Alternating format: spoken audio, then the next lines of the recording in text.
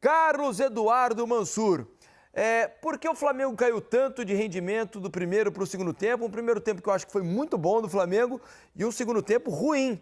É claro que tem do outro lado um time que também melhorou na parte final. Mas por que a mudança de comportamento tão grande de um tempo para o outro, Mansur? Boa noite. Boa noite, Felipe. Boa noite, Alex, todo mundo que assiste o Troca. Assim, eu acho que tem algumas hipóteses, né? A maior delas, o Inter muda a sua forma de encarar o jogo. Sem bola, ele passa a fazer uma pressão de saída de bola que conseguiu incomodar o Flamengo no primeiro tempo. Não que ele não tenha incomodado com a pressão, ele praticamente não tentou, ele defendia muito da sua intermediária para trás, dando aos defensores do Flamengo mais tempo com a bola para ir para a partir daí o Flamengo se organizar ofensivamente. Outra questão, para mim, o Inter consegue, ao se estabelecer mais tempo no campo de ataque, se colocar de uma outra maneira, né? Com o Tabata vindo mais por dentro, junto com o Alan Rodrigues, junto com o Alan Patrick, tendo mais opção de troca de passe, se colocando mais campo adentro no segundo tempo, isso dificulta um pouco. Outra questão que pode ser uma hipótese também para essa, vários fatores podem contribuir para isso. O Flamengo é um time que muitas vezes entra nos jogos tentando impor um ritmo muito alto, de muita pressão, de recuperação de bola rápida, tentando amassar e empurrar os adversários para trás no primeiro tempo. É possível, dentro do que é o calendário do futebol brasileiro, que isso cobre um preço, especialmente na questão da pressão. O Flamengo já chegava um pouquinho mais atrasado no segundo tempo, quando tentava pressionar os volantes do Internacional. O Flamengo já não ganhava tantos duelos, mas eu acho que tem um pouco de tudo. Um pouco da questão, eventualmente, de uma queda física e até técnica do Flamengo na segunda etapa e uma mudança do Inter na maneira de se colocar dentro do campo, tentando fazer coisas que no primeiro tempo ele não fez e conseguindo incomodar um pouco mais o Flamengo.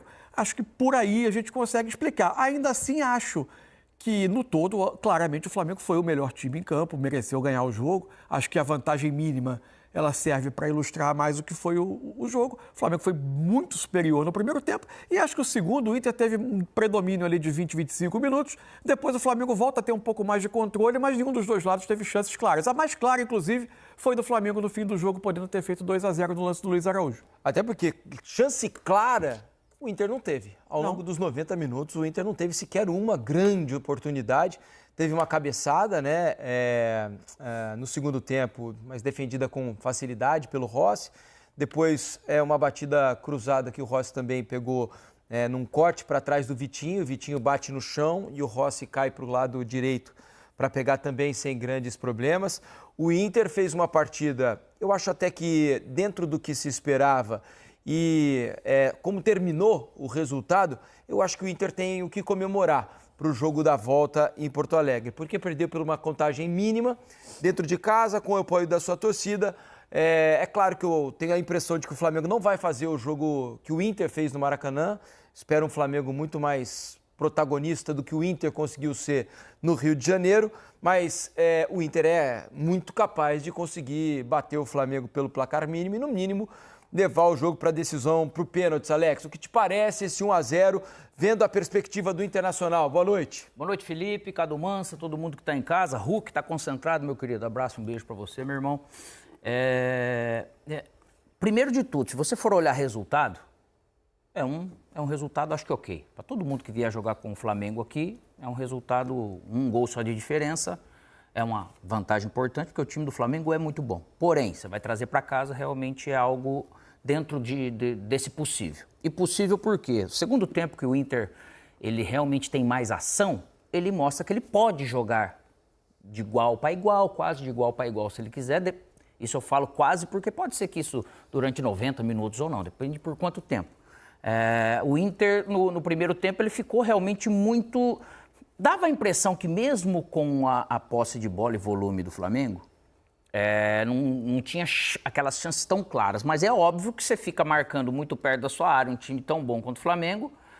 Essa bola, quando recuada para os zagueiros ou os volantes ali, seja Jorginho ou Alan, o Inter não ia pressionar, então ficava muita vontade do Flamengo. E uma hora você vai criar. Porém, o gol acaba saindo de bola parada, né?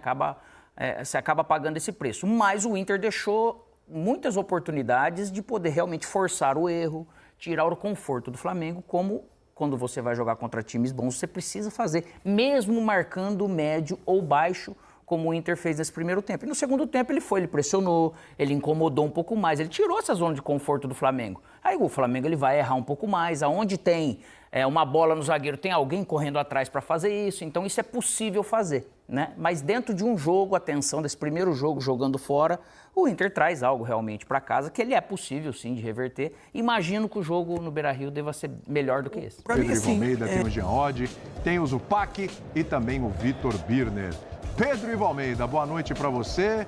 1-0 ficou do tamanho da atuação do Flamengo ou podia ter sido mais? Tudo bem? Tudo bem, William. Um abração para você, Zupa, Jean, Birner, fã do esporte com a gente, Calçade já, direto lá do Maracanã. Se a gente olhasse só a perspectiva do primeiro tempo, rapidinho, a gente poderia falar que poderia ter sido mais. A gente olha para o segundo tempo, como o Inter tentou minimamente sair para o jogo, como o Flamengo teve dificuldade. O Flamengo no primeiro tempo pressiona muito, não deixa o Inter respirar, cria a partir da sua pressão, sempre no campo de ataque. Quando o Inter se lança no segundo tempo, o Flamengo precisa talvez construir a partir do seu campo de defesa, tem dificuldade.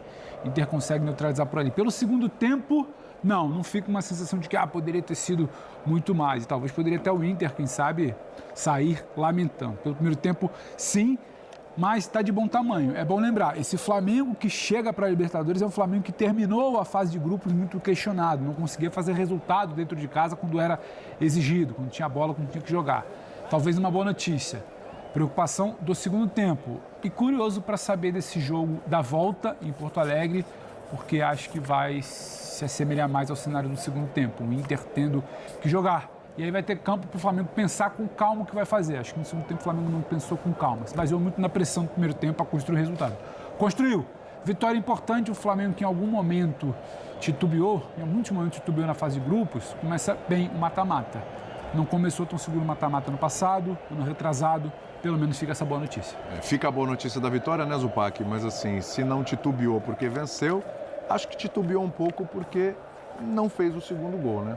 Tudo bem? Tudo bem, William. Um abraço a todos, um abraço ao fã de esporte. Sabe que o jogo de hoje me lembrou muito o roteiro do jogo da volta da Copa do Brasil, Flamengo e Galo lá em Belo Horizonte. Não só porque terminou 1-0, mas porque o comportamento do Flamengo foi parecido nos dois. Um primeiro tempo, de fato, muito forte. E nessa estratégia, a gente está acostumado a ver o Flamengo do Felipe começar os jogos de maneira muito pressionante. E essa postura justifica a escalação do Plata com o Bruno por dentro, dois jogadores capazes de pressionar, com o Pedro no banco. É muito importante dentro dessa postura que o Flamengo consiga construir a vantagem. Porque o Felipe também está percebendo que o time não está conseguindo manter o mesmo nível de pressão o tempo inteiro.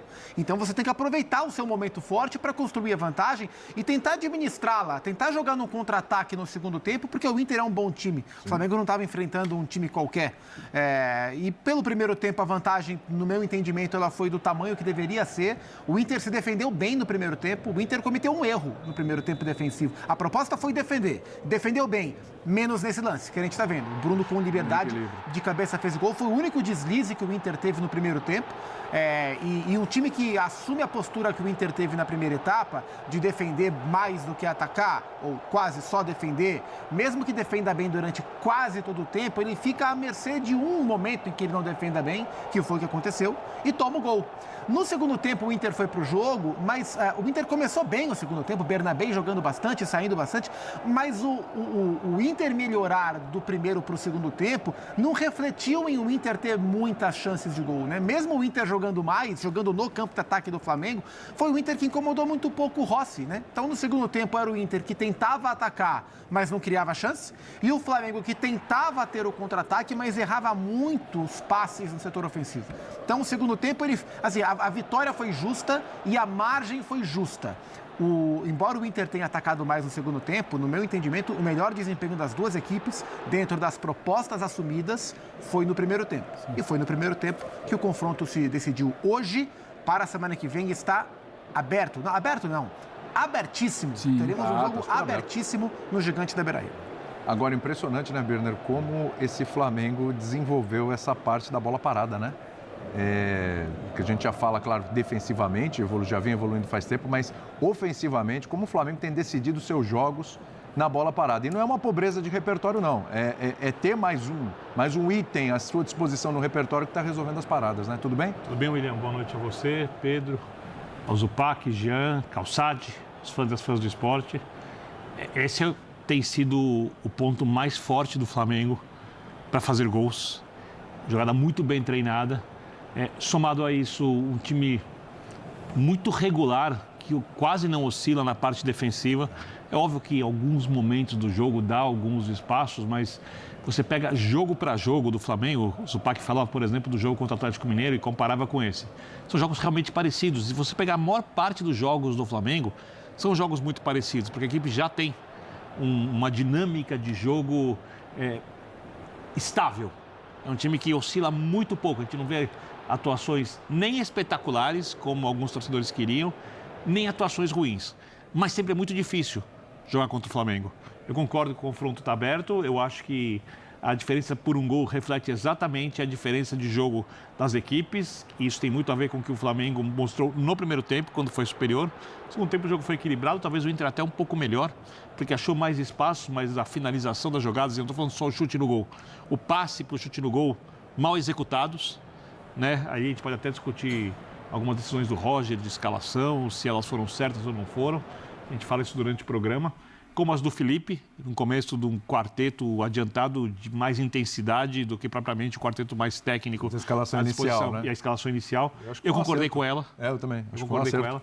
Então, assim, é um jogo de Libertadores entre brasileiros, oitava de final, tem rivalidade em jogo, tem pro Inter a temporada, a chance de título única, de verdade da equipe em alguma coisa grande. Então, eu acho que pro Flamengo tá bom, pro Inter nem tanto, mas eu concordo que tá aberto. Acho que entrando nessa questão da escalação inicial, né? Não sei se você concorda ou discorda. Bom, não ótimo, tá? Sim. Não sei se você concorda ou discorda, mas assim, independentemente do gol do Bruno Henrique, que aí tem a escalação do Bruno Henrique, fez o gol, o engenheiro de obra pronta veio aqui e deu certo. Mas me parece que as opções do Felipe Luiz aí, até falando mesmo do próprio Bruno Henrique, foram muito bem feitas, né? Que as escolhas aí para a saída do Flamengo no jogo foram boas, né? Tudo bem? Tudo bom, William? Boa noite a todos. Bom, primeiro que acho que assim, independentemente da escalação, para o bem e para o mal, esse foi um típico jogo do Flamengo de 2025. Tudo exatamente como costumam ser os jogos do Flamengo. Por que eu estou falando isso? Muito mais volume de jogo do que o adversário. É algo comum a todos os jogos do Flamengo. Sim. Talvez um número de chances inferior a este volume, né, na proporção. Também é algo comum a todos os jogos do Flamengo. Muita segurança defensiva e poucas chances criadas pelo adversário. Comum a todos os jogos do Flamengo. Definição numa bola parada. Comum a muitos jogos do Flamengo. E acho que o mais importante para o torcedor e para o Felipe Luiz, a vitória. Também tem sido muito comum. Ou seja, o filme é repetido. É um filme repetido, acho que para absolutamente uma coisinha. tudo que... E até um risco. Foi assim contra o Galo, foi assim em outro momento. Até um risco numa bola que cruza de zagueiro para zagueiro ali. Quase que o Inter apronta ali. E foi assim contra o Galo, por exemplo, na ida, que quase também que aprontou. Só porque realmente tudo se assemelha. Então, eu acho que é tudo muito parecido. Tem sido assim. E acho que entre prós e contras, a tabela do brasileiro e a própria vitória na Libertadores no primeiro jogo das oitavas, mostram que acho que o saldo é positivo. Contra o Internacional, que obviamente sabendo dessa qualidade jogou do jeito que jogou no primeiro tempo, né? Claramente tentando diminuir ao máximo possível as chances que o Flamengo ia conseguir criar. E estou com o Zupac. Eu acho que, apesar do Flamengo ter dominado completamente a primeira etapa, não é que criou um caminhão de oportunidades para fazer 2 ou 3. Então, acho que a vitória do Flamengo é justa, a margem também é justa. E sobre as escolhas, eu acho que essa é uma escolha absolutamente comum, não só para esse jogo, normal, não vejo nenhum problema pelo rendimento do Bruno Henrique e pelo não rendimento do Pedro. Se a gente for olhar de maneira geral, houve toda a polêmica, houve toda a discussão, obviamente pela grandeza do Pedro, pela importância e pela qualidade dele, toda vez que ele estiver de fora vai ter essa discussão, né, sobre se ele deveria ou não começar jogando. Agora, isso vai poder acontecer sempre nos jogos do Flamengo. Porque você olhava para o banco de reservas no intervalo e falava, caramba. E aí talvez isso eu discuta um pouco em relação ao Felipe Luiz, que talvez tenha demorado um pouquinho para mexer. Ele mexe na lateral direita e acho que tinha que mexer. Acho que o Emerson Royal é um caso à parte do qual a gente pode falar depois. O cara foi vaiado. Depois a gente fala disso. Depois a gente fala. Não vou entrar ainda nesse tema, mas... Mas eu acho que assim, quando o Flamengo cai de produção no segundo tempo, no começo do segundo tempo, e isso tem sido comum aos jogos do Flamengo, você olha para aquele banco, talvez eu mexesse antes, eu fizesse as alterações que ele acaba fazendo depois, um pouquinho antes. Mas de maneira geral, acho que sim, o confronto está aberto e vale lembrar, né, o que é oitavas de final de Libertadores. 5 jogos até agora, a gente só teve 0-0 e 1-0. Ou seja, é uma competição difícil, né? Independentemente das diferenças que você possa encontrar. E são, evidentemente, oitavas de finais que com esses placares estão todas, umas mais, outras menos, estão todas abertas. O Flamengo consegue a vantagem para o jogo de volta em Porto Alegre. O Flamengo vence o Internacional por 1-0 e deixando uma coisa bem clara. É sempre ele, meu amigo. É sempre o Bruno Henrique. Ele pode estar mais velho, ele pode não estar na sua melhor forma, mas na hora que o bicho pega, na hora do jogo importante, na hora do jogo decisivo, chama o rei dos clássicos que ele faz gol. É impressionante o quanto o Bruno Henrique decide em jogo grande, o quanto o Bruno Henrique chama a responsabilidade em mata-mata, quando é pressão para valer, Maracanã lotado, e vai se firmando como um dos jogadores mais decisivos da história do Flamengo. Essa é a verdade. Hoje o Bruno Henrique é um dos jogadores mais decisivos da história do Flamengo. Hoje o Bruno Henrique já passou o Gabigol, na minha opinião, em idolatria no Flamengo. O Gabigol foi embora de um jeito meio controverso, o Bruno Henrique ficou. Bruno Henrique segue sendo decisivo. Foi decisivo no título da Copa do Brasil. Mais uma vez agora na Libertadores e vai se firmando. Não só como um dos grandes ídolos da história do Flamengo, mas também como um cara que sempre, quando precisa, quando o jogo é grande, é nele que a bola tem que chegar. Além do Bruno Henrique, Luiz Araújo, bola parada, a bola parada do Flamengo. É uma força desse Flamengo. E por que é uma força desse Flamengo? Por causa do Luiz Araújo. Luiz Araújo é um cara que vem dando muita assistência, que vem sendo muito participativo.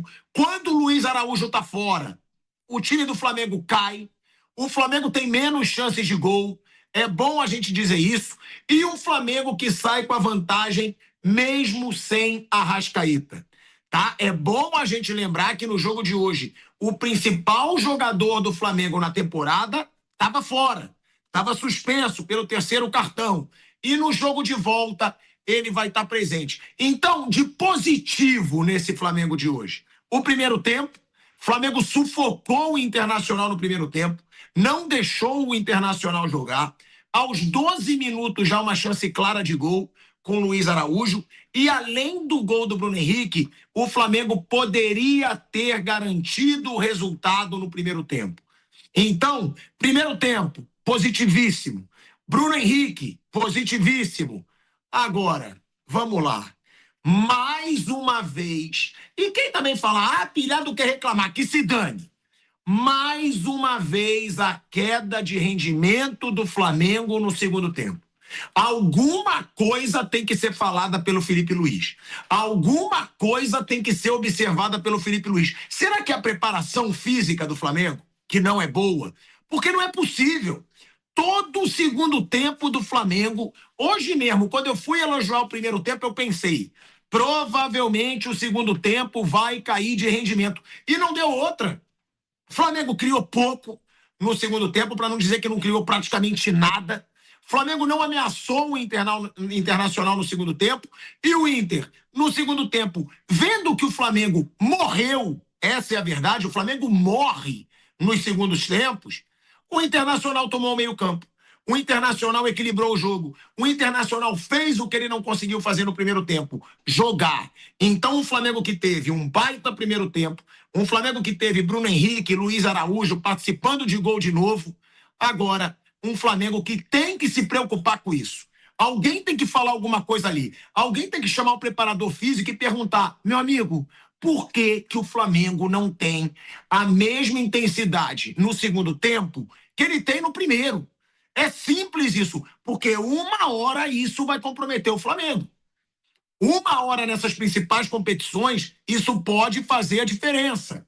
E outra coisa, se é pro Emerson Royal jogar o futebol que ele tá jogando, bota o Varela de titular do Flamengo. É impressionante. O Emerson Royal, ele consegue ter 100% de aproveitamento. Ele erra tudo. Ele erra tudo. Não tem 30%, 40%. Como erra o Emerson Royal? E aí, se for para falar que tá fora de ritmo, que tem que voltar aos poucos, vai pro banco. Porque o Varela, hoje, é muito mais jogador que o Emerson Royal. Eu falo do Alan. O Alan, para mim, ele me irrita bastante. É cada chute a gol ridículo do Alan. Hoje teve uma ajeitada do Luiz Araújo, que era só ele chutar, ele zone a bola para fora do Maracanã.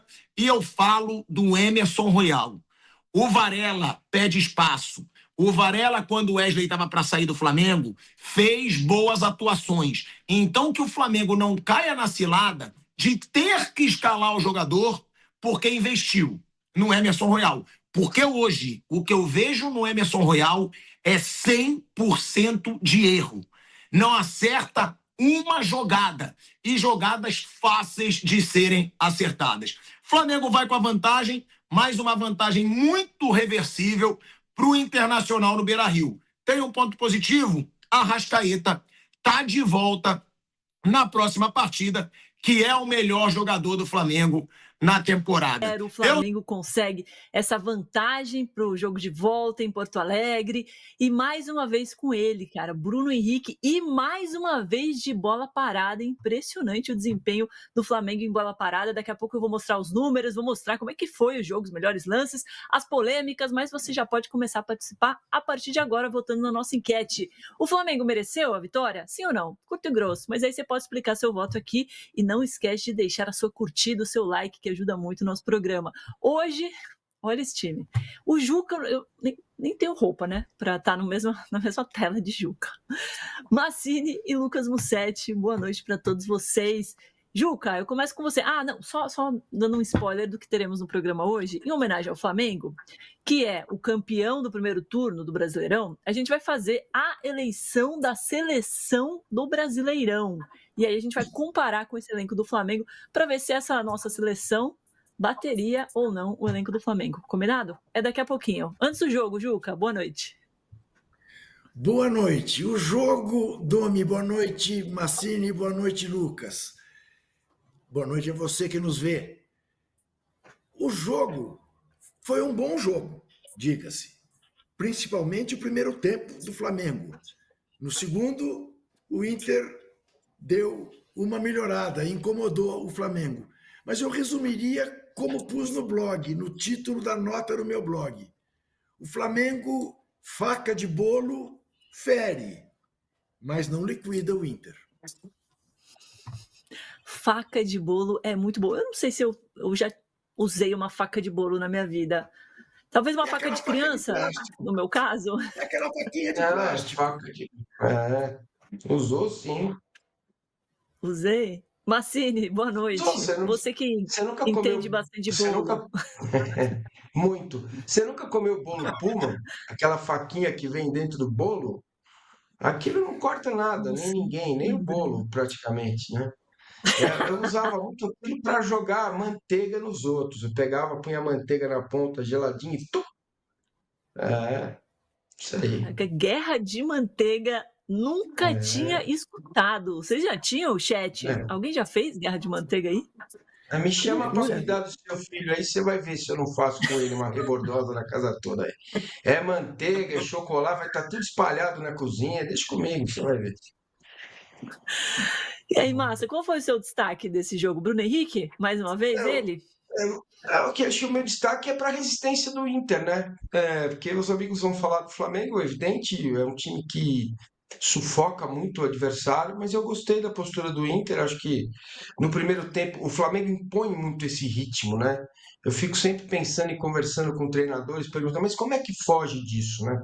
A resposta é sempre a mesma, né? Para fugir disso, você toma a bola, precisa jogar, sair lá de trás, deixar o Flamengo correr para trás, né?